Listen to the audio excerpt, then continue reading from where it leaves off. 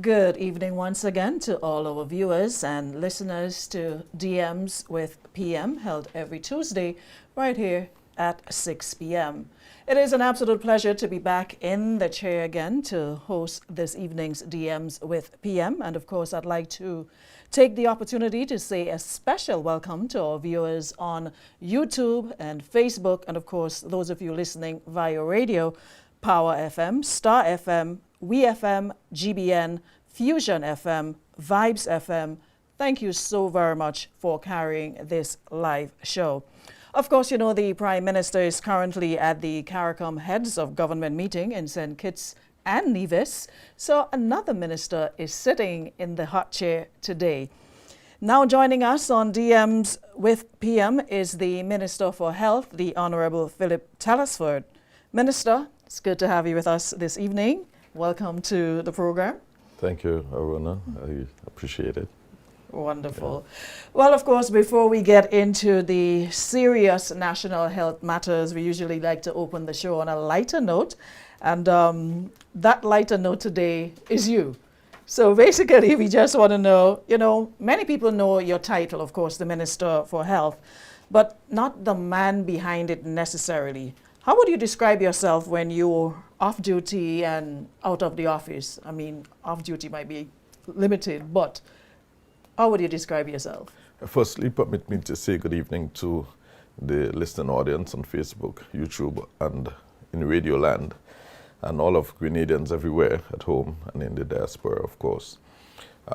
Philip Telesford, I like to consider myself a family man. I attend church. I'm a regular at church with my family, and to me that brings a sense of belonging, and it helps me to be focused. So I think that is it from that angle. I like meeting people, so I'm always in the constituency meeting with people and stuff like that. I spend a lot of time doing that. Going to the beach sometimes and having fun with the children, playing a little ball game and stuff like that. Cooking, I do a little of that at home with the family. So I do lots of house chores actually, just sort of helping out. And in a nutshell, that's who I am, you know, and having a good conversation. What's your favorite meal to cook? And so on.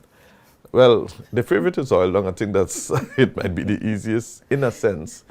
Oil long can be a bit complicated sometimes, depends on how much meat you have and what type of seasoning and different foods and so on. But I like doing it. I like to cook a good oil long, and my wife loves it, the children loves it. I also like soup, so any type of soup you can imagine. I can make soup out of anything you can imagine. So that's my favorite. Okay. Has anyone told you had a radio voice? You have this deep after dark voice that we can do a nice sit down, you know, big people conversation voice. Yeah, let's do that. So, technical crew, that's our next assignment. Yeah, sure. Now, what shaped your decision to go into public service in the first place? Was there a moment or an influence that, you know, set you, you know, got you to this stage and you're like, yes, I think I'm ready to serve? Yeah, well, generally, I think as many other within the NDC, we thought that we needed to make an impact in the country because we felt the country was going in the wrong direction. And we believe that, well, I believe with the experience and knowledge that I have, I could have made an impact along with the team. And so that is how I got really involved in frontline politics. Apart from that, I was always assisting in the background, assisting other candidates, campaigning, meeting people, doing that kind of work. But now I'm happy to be in the front line and making my contribution. And the final one is, you know, when your schedule gets really, really overwhelming, what's your go-to way to unwind or reset mentally? Because as the Minister of Health, you also have to take care of yourself. And taking care of yourself mentally is equally important. So how do you unwind? How do you get your head back in that space. So just drive by a shop and start playing dominoes. I think that's the easiest way. And if I'm not able to do that, of course, my children, I have young children, so they take all that stress off me. They take my mind into a different place, actually. So it helps. Okay, so that works. So we have two things, a radio show and a domino session. Yes. All right. So, folks, we've been getting to know our minister a little bit. And, of course, like we said, our prime minister is out of state and the minister for health is sitting in the chair. So for those of you just joining us, please do us a favor and share the live, because, as you know, health is a very, very important topic. And this is a conversation that we want you to be a part of. So please share the live and let other folks come on and be part as we continue the conversation. So that was a light-hearted moment, and now to get into the more serious part of it. Politics often comes with unexpected challenges. What has surprised you most about leading a national ministry? Well, for me, it is the pace at which things get done. We've always heard about it when I was in the private sector, that things generally take a long time, but to really experience it firsthand, you come in with all your energy and all your new ways of doing things, and to be slowed down by one process or the other. I think that is the most, one, in a sense, disappointing, and two, that it surprises you sometimes that people do not treat certain things with the level of urgency that you would expect. But I think on the bright side, what surprised me most is the level of experience and professional people we have in the system. And sometimes I question, how is it you can have so many professional people within the government system, and yet so, I wouldn't say little productivity, but so slow pace of things happening. And I think those are what would surprise me most. Okay. Now, you frequently referenced teamwork in the health sector. Who have been the mentors or leaders who shaped your approach to service? Wow. Well, I would say my deceased boss, Andre Sherman. When it comes to really, one, I'm leading from the front, attending work, showing up, managing time, treating with people in a humane way. I think he shaped my outlook on life more than anybody else that I've met. And if you had to choose 3 core values that guide your leadership, what would they be, and how do they influence your decisions at the ministry? Yeah, well, I think my Christian values shape me more than anything else. Just being able to recognize fairness, good judgment, equity, balance, these things. These are some of the core values that really drive me. Just trying to be fair, trying to be productive, giving an honest day's work for honest day's pay. And I see myself as having a job. So I get up and I try to get out to work and try to get there on the time that I prescribe in my mind. There's sometimes I try to get to work for 9 or 10.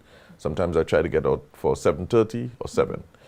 It all depends on what I want to do, but I'm driven by the desire to achieve certain things. Now, what legacy do you hope Grenadians, especially young people, will look back on, let's say in a decade, and say, this is how healthcare changed under Minister Telesford? I think the most vivid legacy that people would walk away with is the new hospital and improved service delivery. I think not long from now, people would look back and say, this is how service used to be. Recognizing that so much more could have been done. The statutorization of the hospital and NHI, these are to me, the big ticket items that people are going to look back and say, well, look how we've improved, because these are the foundation big ticket items that will really transform healthcare in Grenada. Now, speaking of the new hospital, of course, Project Polaris has been described as the most ambitious healthcare transformation in Grenada's history, including the construction of a 250-bed smart climate-resilient teaching hospital in Hopevale. Can you update us on the project's current phase and what key milestones we can expect next year? Project Polaris is happening, and we have a team that is well equipped, and they're doing their thing. We get updates from time to time. I believe in the not too distant future, we would be able to begin turning sod. We've raised quite a lot of money for the project so far. So what I would say at this stage, it's happening, and I don't want to be too presumptuous about things. I like to see things happen, and then we are able to report that these are the milestones achieved. But I can say a lot of the preliminary stuff has happened and is happening. And in short order, we will be able to see the turning of sod and moving forward with the construction of the hospital. All things are on schedule. Okay. Now, the partnership with the Mount Sinai Health System is central to Project Polaris. How will Mount Sinai's involvement improve the clinical standards, staff training, and long-term management of the new hospital? Yeah. So key to this is the development of standard operating procedures that are being implemented, working along with our friendly organizations and so on, and our senior staff at the hospital and at the ministry, helping us to reorganize the way we lead and to recognize the importance of meeting regularly, cross-departmental communication, re-examining our service delivery methodologies. I think these are the things that is really transformative. The quality improvement, or focus on quality, or focus on customer service. How do we treat with our people? I think these are the transformative things that is happening. And of course, we are looking very seriously at transformative leadership style. So these have really helped us in the process. Now, what improvements in quality, safety, and operation should patients already be noticing as part of the partnership? Right. Okay. Well, firstly, the way we approach service, the way we treat with people, and some people have already begun to report to us that they feel a sense of better service when they go to the casualty unit, when they interface with doctors and nurses, because we pay close attention to what we say and how we treat with people. Confidentiality of medical records and these things. The waiting times at the emergency unit and the system that has been implemented. I think all of these things have really helped to improve service delivery. And so it has been reported that the waiting times, people actually feel the difference in waiting times at the hospital. And but let me say that shortage of staff sometimes really plays a key role in how long one would have to wait at the hospital, and the severity of illness and the responsiveness to medication, because there's only so many number of beds we have within the emergency unit, and people have to be treated on a bed. And if we do not have beds, then we cannot call in additional patients. And sometimes one might wonder, might look at a doctor and say they're doing nothing, but they're simply having to wait for medication to circulate around the body, and that the patient has to react to the medication. And if it's taken a long time to react, then it will take a long time to recover. So a lot of these things, understanding all of that, and the educational process that drives all of these things are important. Okay. Now, a comprehensive needs assessment of the General Hospital was recently completed. Yes. Which of the identified gaps, whether infrastructure, staffing, or equipment, you mentioned staffing, and of course short staffing can have issues, are being prioritized for 2026? Well, the staff gaps and some equipment needs and refurbishment needs are being addressed. Biomedical is one of the areas that jumps out at us. Also, our legislation, that's another gap that has been identified and is going to be worked on as a matter of priority to update our legislation, because we cannot do all of this without updating the body of legislation. And the Ministry of Health has quite a number of pieces of legislations that come into play to treat with health service. Information and communication technology or digitalization is another gap that has to be addressed. So it's quite a number of them. The supply chain gap. And so it's quite a number of different gaps that has to be treated with. And all of them are being addressed 2026 and beyond. They are being considered and addressed as we speak. Wonderful. Now, there have been major efforts, to build a stronger healthcare workforce, including onboarding new nursing interns from SGU. How is the ministry ensuring that these new professionals are supported, retained, and deployed where they are most needed? Yeah, so we have increased the number of new persons who get the scholarship for the nursing degrees at the SGU. We've also increased the number of interns coming out. And so those interns who used to be going on the Grand case for uptake, no longer that happens, that we are now taking them into the system immediately. And we have an internship program that we've just implemented that is directly run by the hospital, where they work with a senior nurse to help them to acclimatize themselves coming from the study environment into the work environment. And it's quite intense a program, but it is necessary. So we've started that process. And before we take a quick break, Grenada has also expanded international partnerships for specialized personnel, including alliances with Nigeria and Ghana.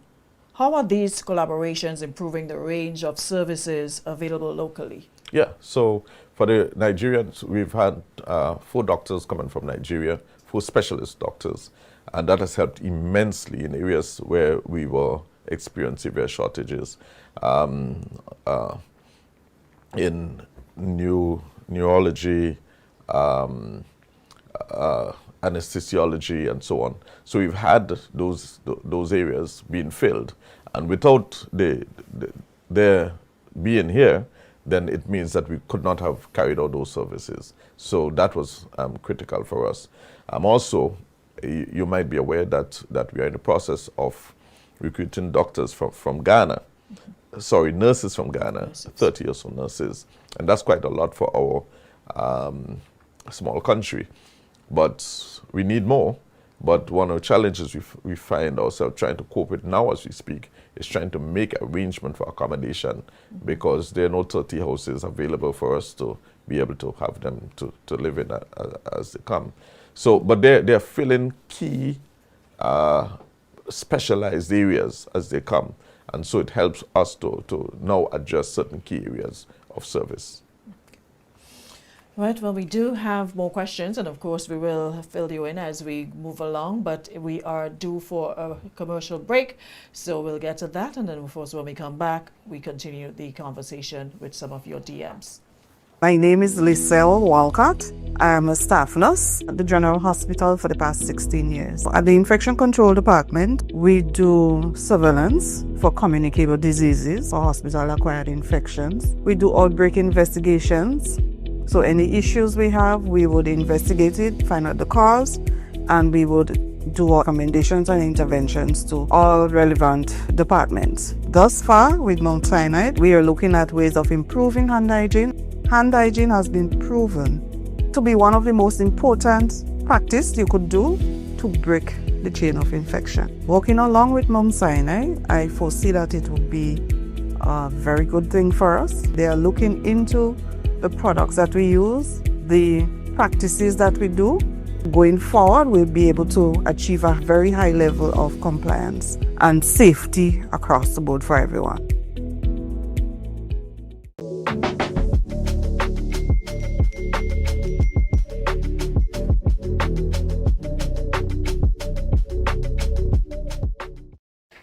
Welcome back once again to all our viewers and listeners of DMs with PM. And of course, like we said, sitting in the chair today is the Minister for Health, the Honorable Philip Telesford. And of course, we've been discussing a number of issues regarding health.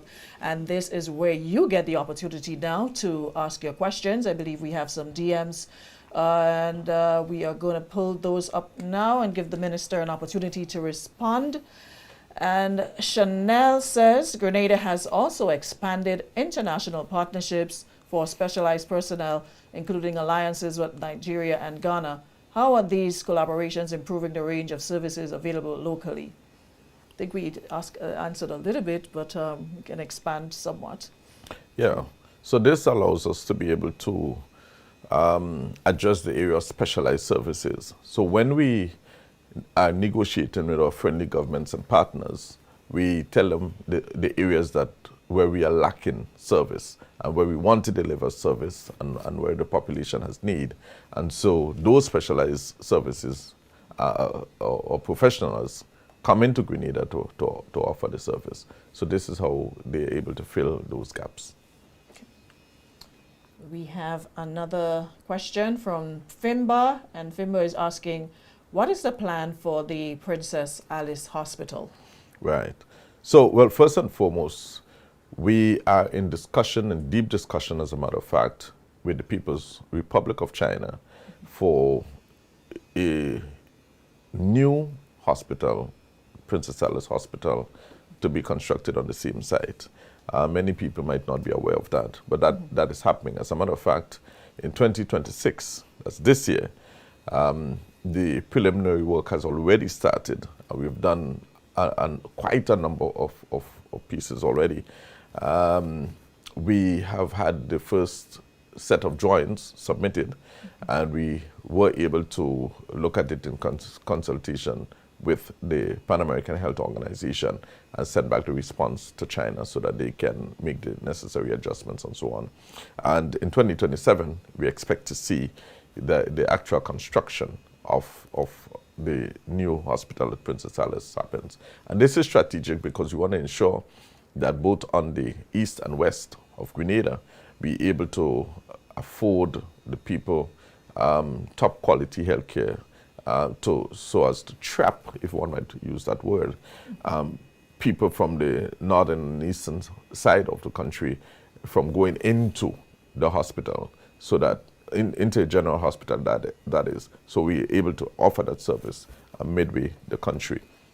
Also, we are upgrading the emergency unit at the Princess Alice, and that is going to help.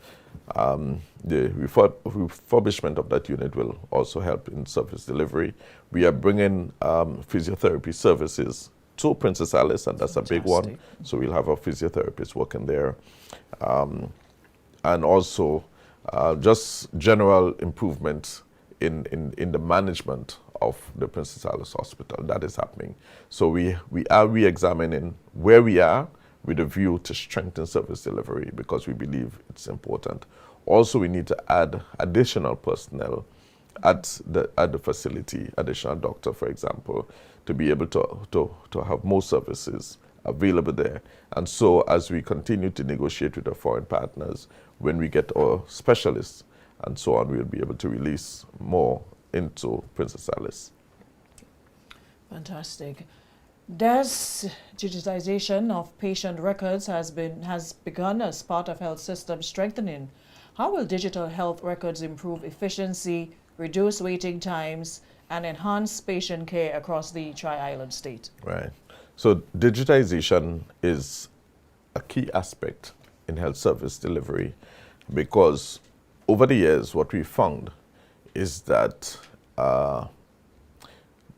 the implementation of software, for example, has been done on a very ad hoc basis, in that every time that there's a need, a software is added to the system. And so you have a number of different pieces of software not speaking to each other. And that in itself is a problem. So we have started the process. We have recruited a consultant, and we have formulated a committee, an e-health committee, that is now looking at the procurement of software in a holistic manner to be able to answer the question of us being able to interlink between the various departments and various service areas. And so that needs assessment has already been completed, and we are in the process of procuring the software. The ICD-10 that we currently use, we are now graduating towards ICD-11, and that is a paperless system for international disease control. So when patients are treated at the hospital, it is being done in a paperless environment. So now it creates some efficiencies in the system. It adds to confidentiality, and it helps us to be able to serve our customers, our patients, in a more timely manner, and of course reduce errors, because once the data is properly stored, when the information is collected in the first instance, it is shared across without any chance of human errors across the board. That is very important. Yeah. We have another question. The 2026 national budget places strong emphasis on transforming the healthcare system into the healthcare capital of the Eastern Caribbean. What specific reforms or programs do you consider most essential for achieving this vision? Right. So it's a set of things that are important for the transformation of healthcare. The quality improvement is a major item, and that we are doing in consultation with the Mount Sinai International. They are helping us to improve quality improvements, to implement quality improvements. Secondly, you have the statutorization of the hospital and NHI. These are major investments that the government must do in order to ensure that we improve service delivery. And of course, as I mentioned before, Project Polaris, the construction of the new hospital. But fundamentally to all of this is the development of primary health care. We must tackle primary health care from the angle of being able to upgrade all of the clinics, the medical stations and health centers around the country. We have 21 of those that we have to do, and we continue to focus on those at the moment, and ensuring that there are doctors and nurses and medication available at these clinics. What that will do, it will give people confidence in the primary healthcare system. And when people have confidence in the primary healthcare system, they will use it. And of course, the educational drive as to what you eat, how do you exercise, how do you live, and how do you, ensuring that you screen early to avoid people coming down with chronic illnesses that will prevent overburdening of a secondary system. And so these are major things that we're doing to ensure that we drive the process of improved health care. I believe we have our final question. Grenada recently accessed nearly US $10 million for a health sector strengthening project via the CDB and EIB. What improvements will citizens see in areas such as vaccine delivery, emergency response, supply chain management, and facility upgrades? Yeah, there's quite a lot that is happening as we speak. And I just mentioned the upgrade of 21 health facilities around the country. Included in that is the upgrade of Radun, as well as the ICU. Central Medical Stores expansion. We are out of space as we speak. And so that is one thing that has to happen. The upgrade of it, as well as the implementation, the procurement and implementation of software to manage the national inventory for medication. And those are big ticket items that will really improve service delivery, because one of the things you don't want to see happening is running out of medication. Mm-hmm. We've had experiences. I mean, we've come a long way. We've done a lot of improvements. We have a new manager of stores and committed and dedicated staff who continue to go beyond the call of duty to ensure that we do not run out of medication. But that being said, the implementation of software to manage the inventory is also critically important. I also mentioned digitalization and legislation upgrade. These are some of the things that are necessary in order to get there. Okay. And I believe that was our final DM direct message. We have to take another quick break, and when we come back, we'll take some DMs from the street. Back in a bit. My name is Dr. Abigail Noel, and I am the head of department at the Accident and Emergency Department. One thing I love about Mount Sinai is their spirit of collaboration. They came in with ideas that have transformed our department in real time. The implementation of ID bands for every patient that comes through the emergency department. That has decreased patient errors. They have implemented defibrillators on every ward. Thus far, 128 staff members have been trained in defibrillator use. The huddle system is basically small meeting with all team members. It improves communication between staff members as well as with patients. This transformation means everything to the emergency department and by extension, the health system of Grenada.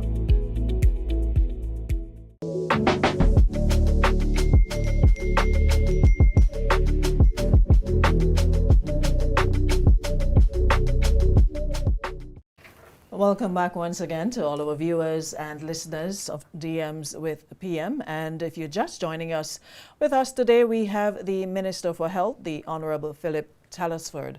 Of course, we just concluded your DMs, your direct messages, and now it's time for DMs from the street with Norris. Welcome back to another amazing edition of DMs with PM. I'm yours truly, Norris Francois. Today we are dealing with the issue of health. So come with me as we get the questions and suggestions from the people that matter. My first question is, what plans does the government have as it relates to Maribor, as it relates to Princess Alice Hospital? When you come here, there is one doctor in casualty. That one doctor, if he has or she has an emergency, you who are waiting there in the outpatient clinic, you have to wait until the doctor attends to the person with the emergency. Now this is bad because if something also happened on another ward, that same doctor have to leave and attend to what's going on the ward. This is not being proactive. But I believe that if the government put in the focus and attention to improving Maribor Health facility and what the resources, the services, you have most of the doctors in St. George's. So why not take some of those doctors and put at least 3 doctors? And when I say that, so you have one doctor specific for if an emergency comes. Then you have the other doctor for the wards alone. And you have one doctor in a particular room for the outpatient who coming in with minor issues. When you do that, you have a more functional service. Minister? Yes. So I think what the young lady is citing is a challenge that we face with, which is the acute shortage of medical professionals in the system that has to be addressed, and we continue to address, and that is why we continue to speak to friendly governments and partners to assist. And during the year, we have a number of brigades also that come to Grenada to address a number of different issues. So these are all part of the strategy to tackle our problems. We recognize the problem at Princess Alice Hospital, and it's something that has occupied our mind as to what best to do. I think if we can get additional personnel coming into the system, we definitely would assign one of them to Maribor. But definitely, as we speak at the moment, we are acutely short, and we are not in a position to put additional personnel there at the moment, but it is something that is occupying our mind, and we will be working on that to see how we can resolve that problem as quickly as possible. We have another DM. Now, our health centers, if you look at community health, if you have a doctor in the health center, every health center, for the entire week, that one doctor is responsible for Paradise Health Center. Another doctor goes there, that's their job. So not only one day alone out of the entire week, you go there every day. So no matter what's the complaint, members from the community can come to you as a doctor, and then the workload in Maribor would be less. Okay. So I am suggesting that those things be looked at, and so as to improve the health system. Yes, and she's very right. If we have people utilizing the primary health facilities, health centers and medical stations, less pressure would be placed on the hospitals. And that is exactly where we want to go. And that is why we are upgrading and so on, and seeking to train more people, give more scholarships, and speak with friendly governments to have more people in the system. But as we speak, the challenge that we face is that we have to use a single doctor sometimes to man multiple centers. And so he might man center one on a Monday, he might go to another center another week, as the case may be, having to move around to be able to serve all the people that he has to serve. And so that he or she has to serve.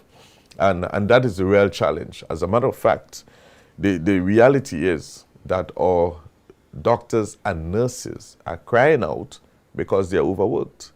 And that is the truth, that's the reality. And that is why I continue to lobby for more respect to be given to our medical professionals, because they work under immense pressure. Mm-hmm. The doctors and nurses have to work through the lunch, having to skip breakfast and dinner sometimes, just to serve the patients. And that is true. Sometimes you have your meal, and because of the number of patients crying out for your help, you simply have to skip your meal just to be able to deal with them. Sometimes they leave the sick relatives at home. As a matter of fact, sometimes they themselves come to work not feeling well, but because of their patient that they serve, that they have to just last week, as a matter of fact, a mother called me, and she was talking because her daughter was one of those whose money was not, all of her money was not paid, and because of the glitch we had in the system, of course.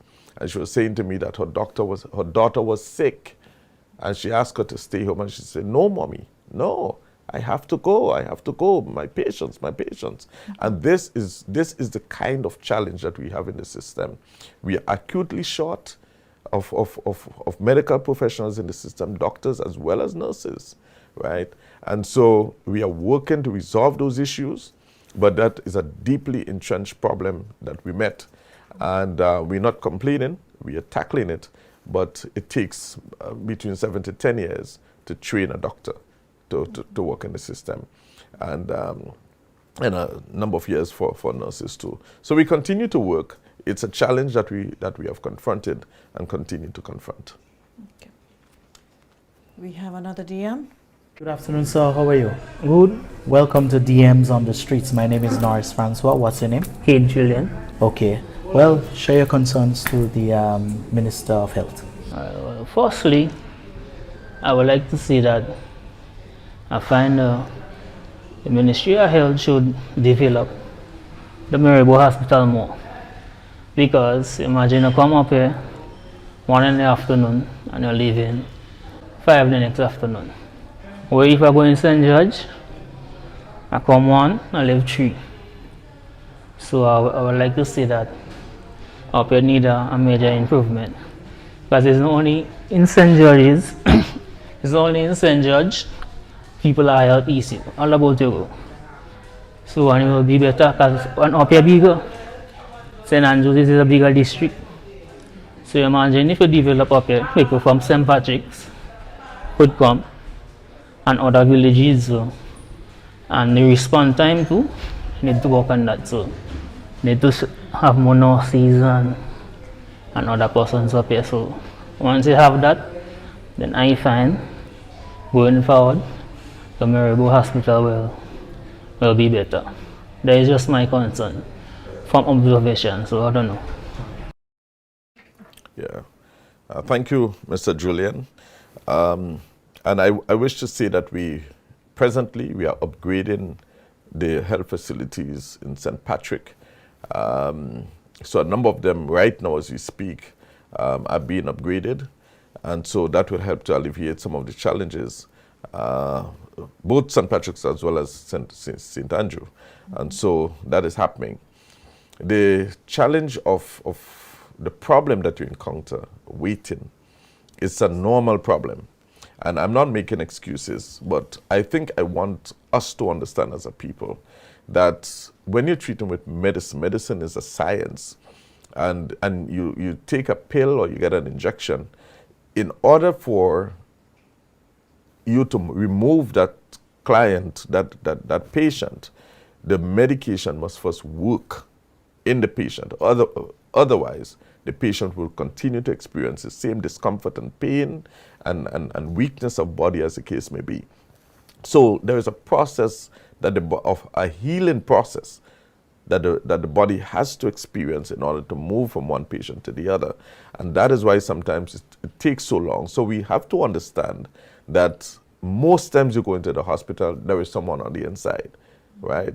And so the time sometimes is no fault of the medication, no fault of the doctor, but could just be a fault of the body responding not fast enough to the medication. But I want to say that all of these things we have taken on board, and that is why we're working with Mount Sinai. We've invested a lot of money into training, into development, into treating with how we treat with our people when they come for medical care. So we have made an investment, we're making the changes, we're developing our standard operating procedures and all of those things to ensure that our people do not have to wait unnecessarily when they come to medical facilities for treatment. Like you said, unnecessarily, but there are still some folks who think as soon as I get there, I should be out. And there is a process, even when I've been to, emergency rooms in the big United States of America, and 2-3 hours wait because there's so many people ahead of you. Yes. So sometimes you have to understand it's not an in and out situation depending on what it is. Sometimes you go see a doctor and you're there with the doctor almost an hour depending on what your complaints are, etc. So I think that is one of the things we also have to take into consideration, that sometimes the wait time is through no fault of the doctors on duty. Might I quickly add also, we've gotten commendation from patients who came to Grenada, fell sick, went to the hospital, and they wrote to express the deep satisfaction, how they were treated well by our doctors and nurses at the hospital. So we also have that. We also have locals who've reported of great treatment that they have received. We've also had some negative reports, and we don't treat these things lightly. We try to improve every time. Well, that was your final DMs from the street. We have to take a quick commercial break, but when we come back, it will be to take your calls, so stay close, as you will be given the opportunity to call the minister to ask your questions directly. Back in a bit.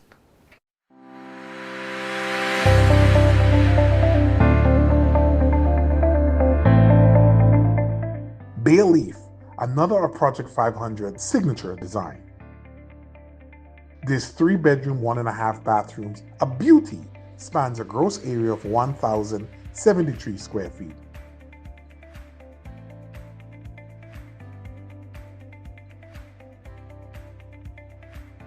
Built with fully insulated reinforced walls and insulated roof, Bay Leaf is crafted for comfort, efficiency, and sustainable living. The design achieves 100% efficiency in its superstructure. Inside, you'll find low-flow plumbing fixtures, large windows providing maximum ventilation, and a 25% greater efficiency than current building code requirements. Spacious bedroom, an open floor plan living, kitchen, and dining area. It is true to its name, Bay Leaf brings comfort and peace the moment you walk in. At Project 500, we're more than just building homes. We're about building sustainable communities and delivering quality homes for all families.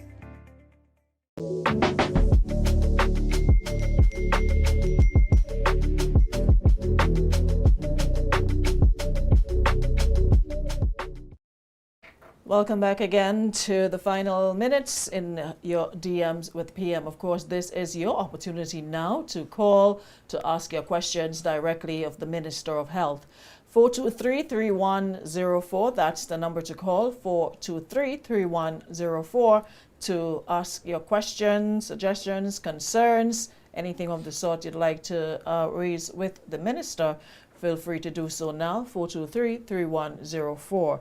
So while we await the calls, though, Mr. Minister, you mentioned a lot about NHI. What is the current status of NHI? Hold that thought. I think we have a caller. We'll come back to it. Caller, good evening. Welcome to the program. Go right ahead. Good evening, Honorable Telesford. We know how dangerous the Sahara Desert could be, especially for people who have... Go ahead, caller. We're hearing you. Okay. We know how dangerous the Sahara Desert could be for people who have bronchitis and different kind of lung diseases. My question to you is, what is the difference in the effect of the Sahara dust and the Mount Hartman dust that is being generated daily? Today, at 6 p.m., today, Tuesday, 6 p.m., the quarry is still generating dust, and we have to go to bed in that dust and wake in the morning with that dust. Tell me something. What is being done to reduce the dust or control the dust that is being generated by the quarry? Could you help us there, please? I have another question. About 2 years ago, there is a request to have a mirror placed at the end of the Mount Hartman Quarry Road, entering the Lycopene Road, 2 years ago. And up to today, we have not received the mirror. Could you tell me why? Thank you, caller. I'll take the last question first. We are out of mirrors, and I believe we got some recently. So I will speak with the officer to have one installed at the entrance there for you. Secondly, as far as the dust coming out from Mount Hartman is concerned, that's a physical planning issue. And I would communicate to the manager at physical planning so that he can take a look at what is happening there. But from a Ministry of Health point of view, dust is dangerous for intake. Therefore, one would be advised to use a face mask to prevent any kind of unwanted particles entering into your nostrils and into your lungs, which could, of course, create certain problems. Caller, good evening. Welcome to the program. Good evening, and I'm grateful that you took me on this call. I'm so grateful to talk to the minister. Go right ahead. Minister, this is John Crow. I'm sure you're familiar with that name. Yes, Go ahead, yes, I am listening. familiar, yes. Okay, good. So, Mr. Minister, I'm still waiting on the PS to get back to me in terms of the Organization for International Development and or the other organization that I have been working with, HERO, in terms of either one of them or both of them coming together and helping provide some assistance to the health care system as a whole on the island. Okay. When was your last communication to the PS? And I imagine you're speaking about the PS and health. Yes, sir. Yes, Okay, sir. Yeah. It's over a year ago that is my last communication with her. All right. I believe you might have my number. I used to have a number. If it's still the same. All but right. I didn't know that I could, I know in your new role, Okay. well, I had it before you became a Minister of Health. Okay, no, so that number you wouldn't get me on that.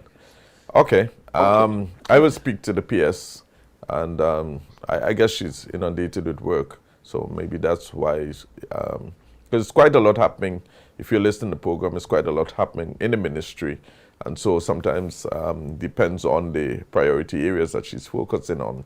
It's difficult to get back to you, but I'll have a word with her with a view to having her respond to you. Thank you. I would.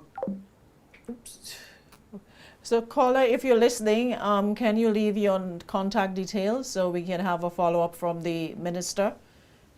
We'd greatly appreciate that. All right, so leave your contact details and a reference to what you're speaking of, and he'll be able to do a proper follow-up. We have another caller online? Not as yet? Okay. So before we go to the phone line again, remember 423-3104. If you have a question to ask of the Minister of Health, this is your opportunity to do so now. We have only 5 more minutes. All right, so while we await, we have another call. Good evening, caller. Welcome to the program. Good evening, Prime Minister. Yes, I'm calling to congratulate you and the staff at your team to go back to STU and get more nursing and training. I'm really glad that had taken place. But there's a really serious problem where one time I was ill and they sent an ambulance and decided not to take me. I would hope that you and the Prime Minister go back and renegotiate with St. George University where they accept all Grenadians, no matter their race, creed, or color, because the issue is that I spoke to someone recently that they only take people from St. George's. And again, I lived in the States, and they take certain ethnic group and not us. So I think that I'm hoping that you and the PM go back and renegotiate that they'll take all Grenadians and not leave the ambulance drove off and not leave people to death. And again, open up the what you call where people get testing, if they can, while we wait for the other hospital to get Polaris to get going. People need medicines that solve that problem where people can get treated with the medicines and getting tested. That's just what I was trying to get tested in the meantime. I really appreciate if we can renegotiate with SUU for accepting all Grenadians. Thank you, caller. Thank you so much. But I wish to ask him a question. Oh, go ahead. Caller, you there? Okay, probably you're still there. Yeah. You can still ask. Maybe we'll. Well, yeah. Just trying to figure out where he was and what was he doing, because he seemed to might have been standing by the road or something when the ambulance pulled up. That's how it sounded to me. And he said they drove away as if he might have been out of zone. I don't know that is the case with us. Medical personnel that don't turn away a sick person like that. And if you're called to pick up someone and you went to pick up someone, you don't get to the destination, see the person, then drive away and return back. That doesn't sound practical at all. So, but in any event, yeah. We have another caller. Caller, good evening. Welcome to the program. Go right ahead. Good evening, and good evening to Minister Telesford. I'm so happy to hear that the system would be digitalized in the sense that they will be going computer. What I do want to find out is whether or not private healthcare providers, if that system would also be linked to those private healthcare providers, so that whenever a person goes onto the system, they can actually get information in total for a patient, whether it is private or whether it is public, so that they all can be linked together. Right. So I'm not sure exactly how you, of your question, but providers would have certain access. The individual would have his own access, right? But you have to understand patient confidentiality would be of critical importance. However, providers of healthcare services fall in a different category and will have access to certain records. All right. But the intricacies as to how it's going to work would be a different story, because I'm not sure if you're not a client, if you're not a patient of a particular physician, how that will work in terms of getting the first access at the first instance. So in essence, as the patient, you would have access to your records? Yes, the patient would have access to the records. So can that patient share those records with, let's say, a private entity, like a private hospital, apart from, or general, etc.? If they choose to use the services of a private hospital, are they able to access their own personal records to share with the private hospital? Right. So I don't want to speak out of turn, because all of this is being contemplated as we speak. I was just answering him from a confidentiality standpoint, just to be clear that we got that. Yeah. Okay. Do we have another caller online? All right. Well, we're almost getting ready to wrap it up, but I just wanted to ask quickly about the current status of NHI. Where are we? Okay. Right. Well, just today I was online with a representative from UWI, because they assisted us in the process. So where we are, we should be getting some form of correspondence from that party later on this week, based on the conversation that we've had, which would allow us to start getting the ball rolling in earnest. There is quite a lot of work that was put into NHI over the years so we are not reinventing the wheel. So there are certain structures that will be put in place in short order after the initial arrangements are set in place. But again, I don't want to speak out of turn. So NHI is something that is given top priority, and the nation will be informed in short order. Thank you so much, Mr. Minister. And I think this is where we've come to the end of this week's program. But anything else you'd like to add on the health front before we go?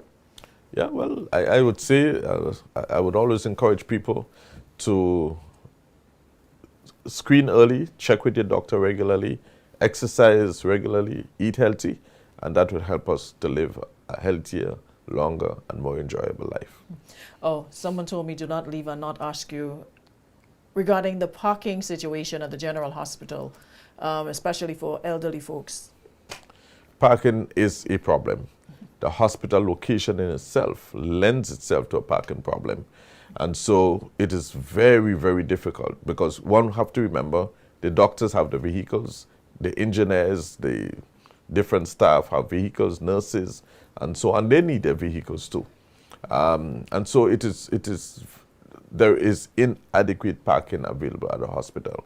And the parking in town, it's also very difficult because there's limited parking.